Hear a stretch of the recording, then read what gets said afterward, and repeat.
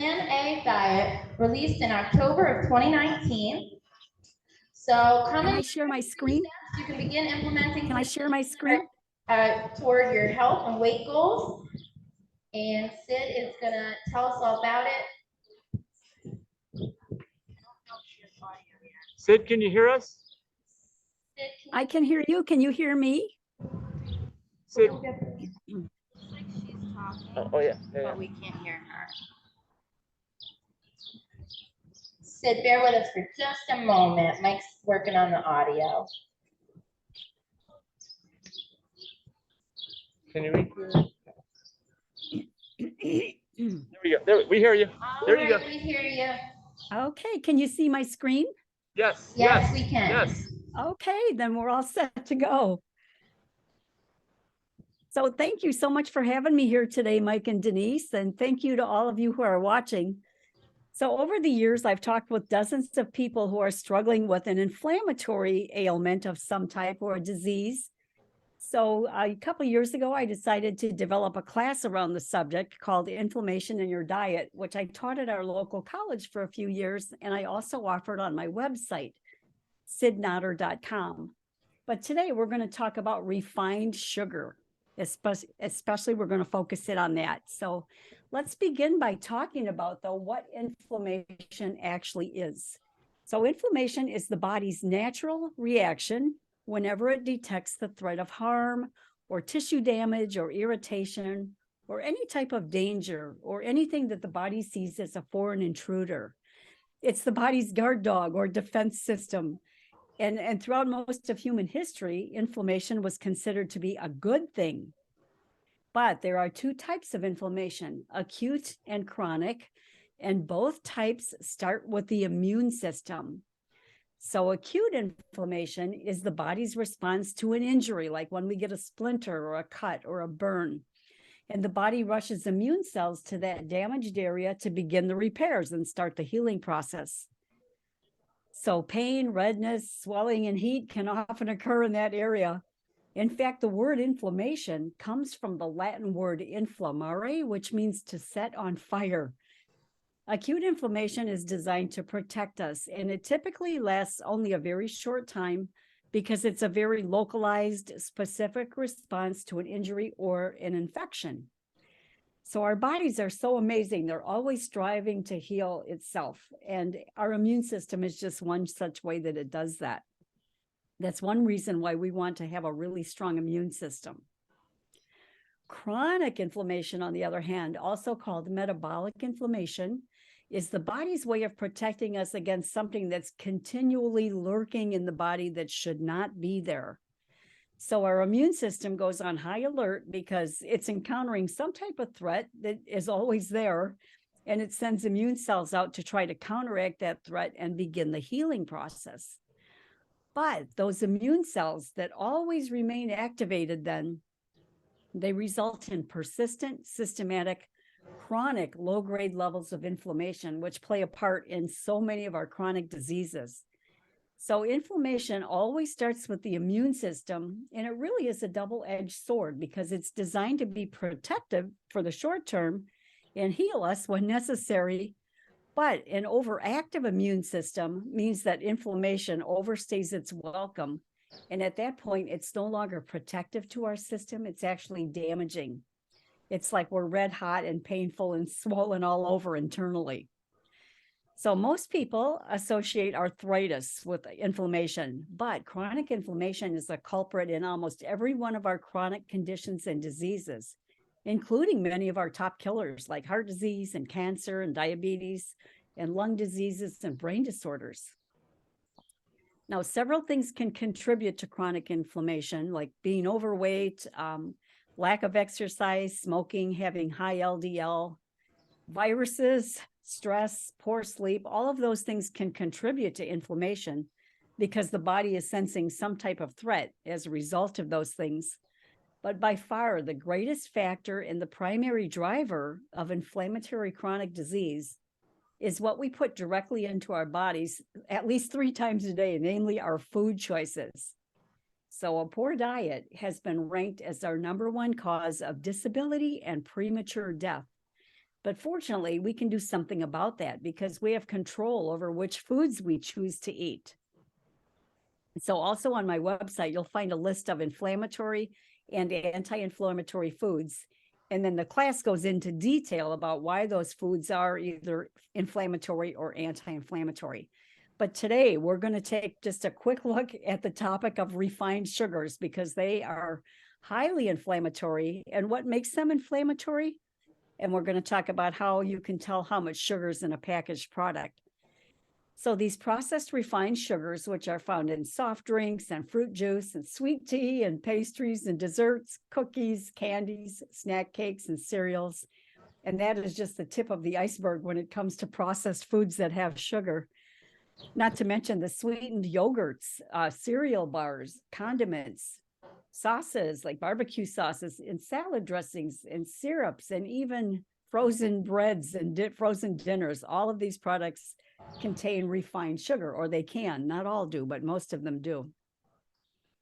So refined sugar is a highly inflammatory food because all the fiber and beneficial nutrients have been removed, which causes our blood sugar to spike and causes spikes and dips in our glucose levels and our energy.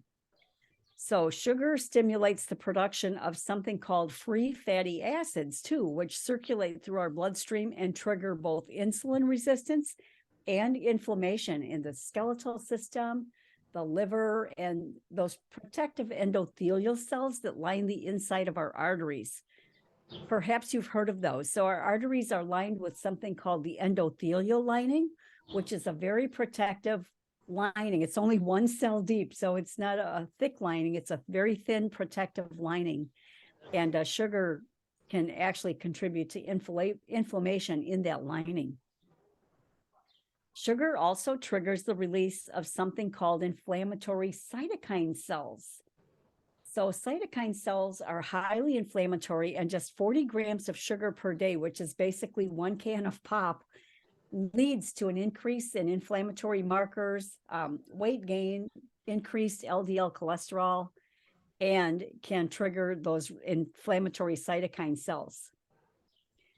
Sugar also leads to the production of something called AGEs, which stands for advanced glycation end products. And these are harmful compounds that are formed whenever protein or fat combine with sugar in our bloodstream. That's a process called glycation. So these AGEs can form either inside of our body or in the foods we eat. And because they harm our cells, having excess amount of AGEs promotes oxidative stress, chronic inflammation, which leads to many of our current diseases.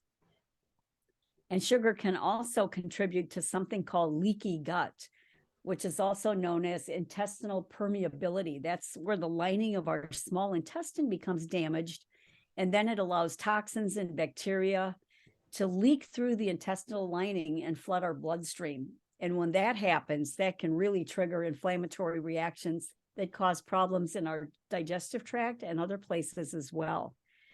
Sugar also feeds the yeast and unhealthy bacteria that not only prevents a leaky gut from healing, but it can also lead to further irritation and as a result, further inflammation. So lastly, sugar greatly contributes to weight gain.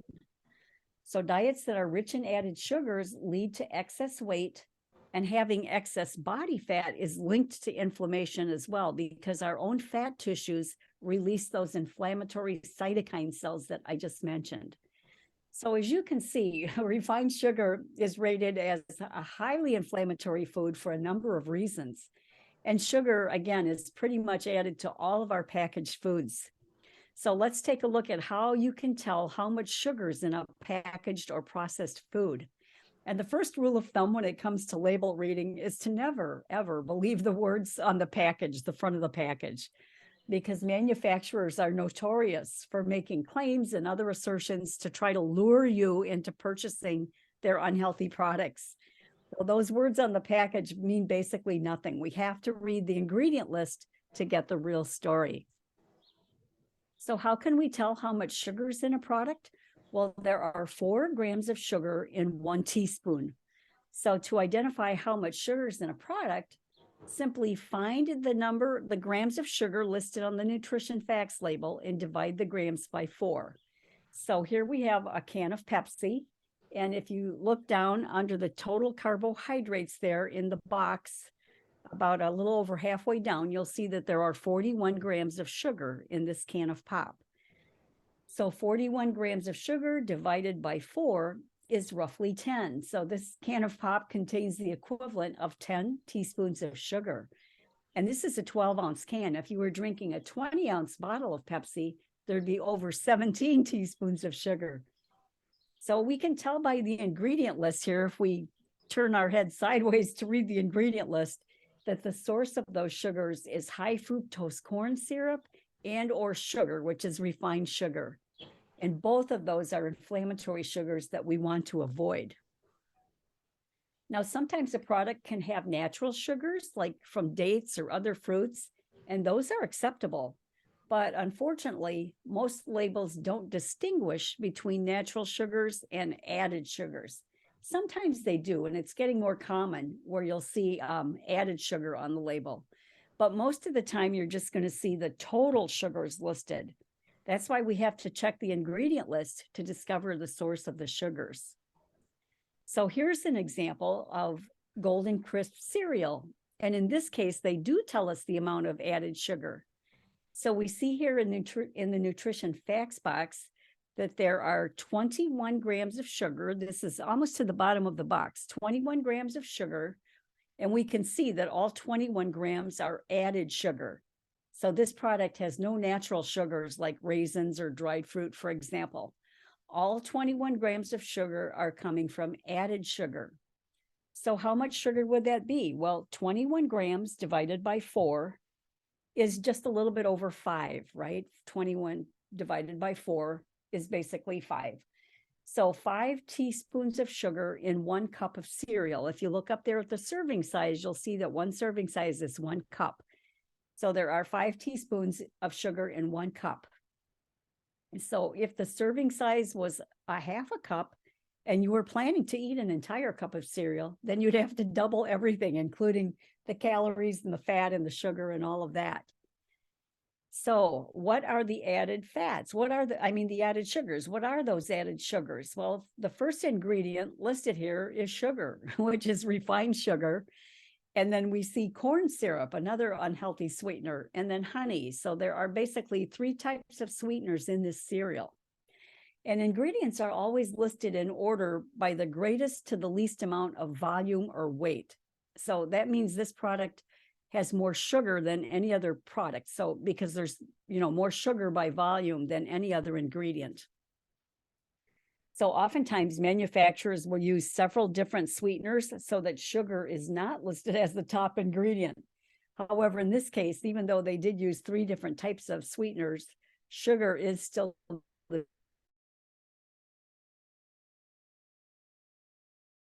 ingredient. Let's look at Sweet Baby Ray's barbecue sauce, just for example. So how much sugar is in this product? Well, if we look down under the total carbohydrates, we see there are 17 total grams of sugar, with 16 grams of that being added sugar. That means there's 1 gram of sugar in here coming from a natural sugar, such as fruit. So let's take 17 divided by 4, which is a little bit over 4, right? 17 divided by 4 would be a little bit over 4. So that's 4 teaspoons of sugar per serving. Now, the kicker here is if you look at the serving size, you'll see that a serving is 2 tablespoons. So 2 tablespoons equates to 6 teaspoons. So that's a lot of sugar. That means that out of the 6 teaspoons per serving, 4 of those teaspoons are sugar, if that makes sense. So let's look at our ingredient list to see the types of sugar. And I see 6 different types of sugar listed here. High fructose corn syrup is the main ingredient, and we could spend an entire hour just on why that one ingredient should be avoided, right? It's very detrimental to our health. And then we have pineapple juice, which is probably where that 1 gram of natural sugar is coming from. And then we have other sweeteners like molasses, corn syrup, and sugar. Now, normally with label reading, it's a good idea to start with the ingredient list first, because just by seeing that high fructose corn syrup is the first ingredient means this product goes back on the shelf, right? Case closed. We're not even going to read any further, but if we should always start with the ingredient list first. And if we're not doing that here today, just because I want us to focus on how to learn how much sugar is in a product.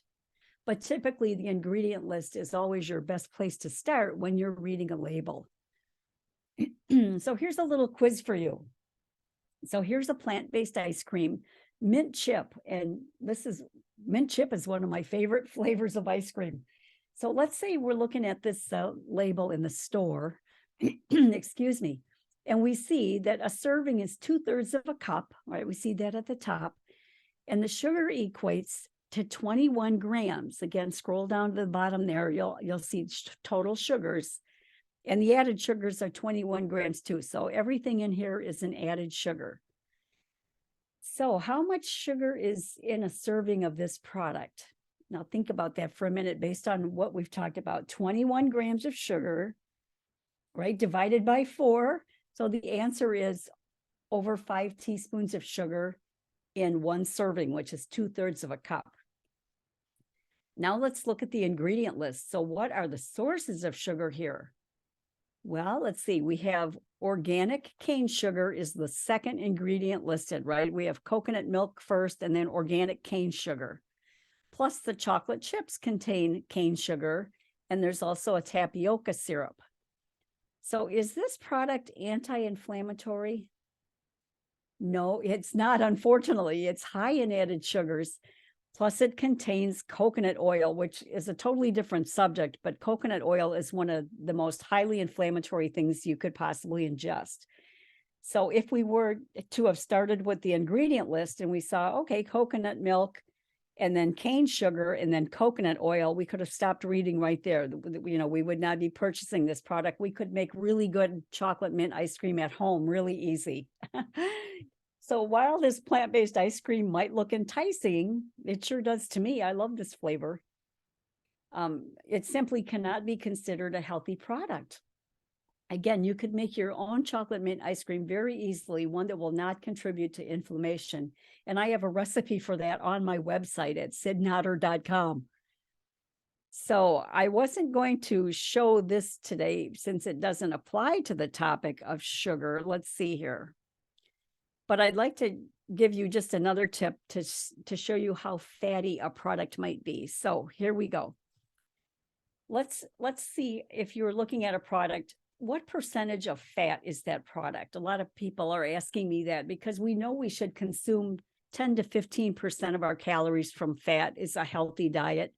But if we're consuming more than that on a regular basis, you know, we're going to struggle to lose weight if we're including a lot of high fat products in our diet. So how to tell how fatty a product is? Ideally, again, we want to stay between 10 to 15%, but sometimes in packaged products, it can be a bit higher if the source of the fat is nuts or seeds. So to tell what percent of fat a product has, all you need to know is the total fat grams. Here we see, let's back up. So on our label here, see the top thing there, it says total fat, 15 grams. Okay, 15 grams. And the calories are 240. So those are the two things we need to know for our equation. And so using those numbers and pulling out the calculator on your phone while you're standing in the store, we can take the total fat grams, which is 15, and times it by 9. So total fat grams times 9, in this case, is 135. Now divide that 135 by the calories. So 135 divided by 240 is 0.56, which times 100 means 56%. So that means this product is 56% fat. It's getting 56% of its calories are coming from fat. So this product is very high in fat. And if we go back to the ingredient list again, we see that coconut milk is the first ingredient. Oops, go back to here. And then followed by coconut oil, and coconut oil is 100% fat. That's probably the main reason this product is so high in fat. And then the chocolate chips also have high fat content. So just to note here that coconut products are not just high in fat, they're high in saturated fat, because coconut oil has double the saturated fat as lard. So think about that, right? Not only is coconut oil high in fat, but it's really high in saturated fat, the artery damaging kind of fat, especially. So that's why we want to be really cautious of products that contain that. Now let's go back to our sugar topic. What are some acceptable sugar substitutes? Well, as Chef AJ likes to say, the fruit, the whole fruit, and nothing but the fruit. And dates are amazing because they're a whole food that's great to use to sweeten desserts and sauces. And if you blend dates with water, you can make date paste, which can be used also in desserts or hot drinks. Date syrup is another option. Other fruits too, like bananas, cherries, mango, pineapple. All of these sweet fruits make delicious sundaes and cobblers and pies and puddings. And bananas can also be mashed to make banana breads and muffins. Or you could use unsweetened applesauce too in a recipe or on your oatmeal. What about natural, less refined sources of sugar like maple syrup or molasses or raw honey, which isn't really vegan if that's a concern for you. But if a recipe calls for raw honey, you could substitute it. Or what about those refined cane sugars like turbinado sugar or sucanat? Well, the general school of thought in the majority of the plant-based world is that it's okay to use these products in moderation, like to use them in recipes or to add a little sweetness to the surface of your food. But it's also important to distinguish between food and treats, right? We don't want to overdo it on the treats. And you can certainly enjoy a healthy smoothie or dessert made with one of these simple sugars like maple syrup or molasses. But even Dr. McDougall allows putting a little maple syrup on your pancakes or molasses in your baked beans, or even a little barbecue sauce over your potatoes, if that's going to help you stick with a starch-based diet. Well, what about stevia, which is a natural sweetener? It's an herb, which is derived from the leaves of the stevia shrub, which is native to Brazil and Paraguay. But according to Dr. Greger's website, nutritionfacts.org, he has some studies there that show that our gut bacteria can transform stevia's properties into a toxin, which can spike mutagenic compounds in our colons.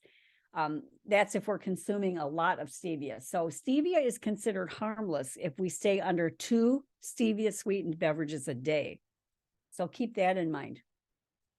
Monk fruit is another plant-derived sweetener. So I recommend you check out Dr. Greger's website about that topic so you can make your best decision for yourself on the topic of stevia. I personally have no problem using it on occasion or sparingly.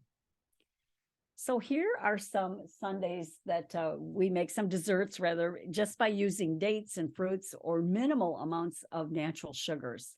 So we've got raw apple crumble, one of my hubby's favorites, sundaes and sorbets, chocolate mousse, carrot cake, cookies, brownies, banana splits, berry crisps, dessert smoothies.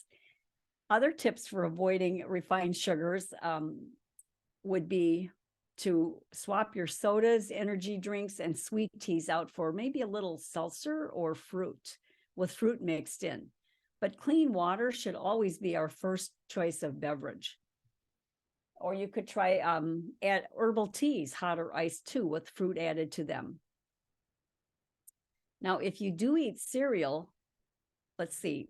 Well, let me finish this slide first. So if you like yogurt, you could eat sweetened, plain-based or plant-based yogurt that's unsweetened. You'll see it.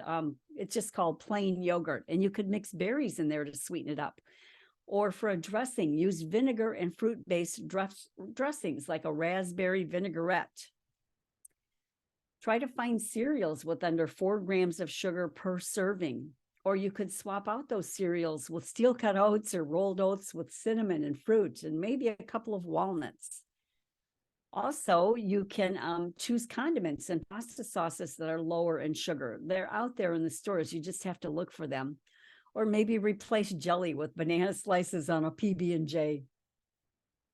So again, the bottom line is that sugars that have been stripped of their fiber and nutrition and then added to foods and drinks contribute to inflammation, plus heart disease, cancer, diabetes, leaky gut, weight gain, and so much more. And again, you can find a list on my website of inflammatory and anti-inflammatory foods, or my entire course on this topic that I used to teach at the college is on my website as well. So natural sugars, which are found in starches, fruits, and other whole foods, are not linked to inflammation. So we can still enjoy all of those desserts I just showed you, right? If you've got a sweet tooth like I do, I certainly do, we can still enjoy sweet desserts that are made with natural sugars, and we will not be adding to our inflammation load. So here's my website, sidnotter.com, and my email address.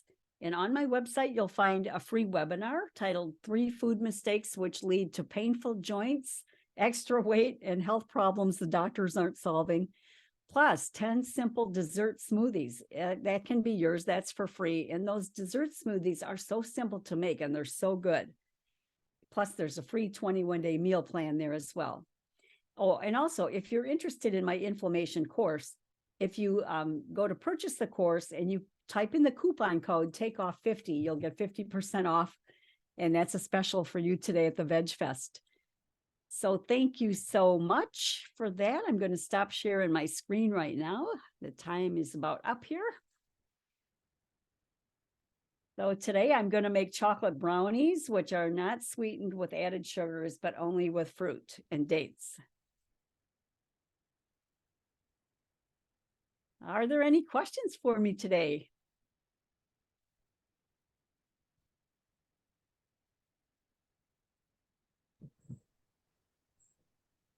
Okay. Did anyone have any questions for Sid? Sid, thank you so much for the beautiful presentation. Big round of applause for Sid Notter. Yay! Thanks, Mike and Denise, and everyone there for the nice introductions, and have a great day. Enjoy those brownies. Thank you. Bye. Bye. Bye, Sid. Bye-bye. So, beautiful day.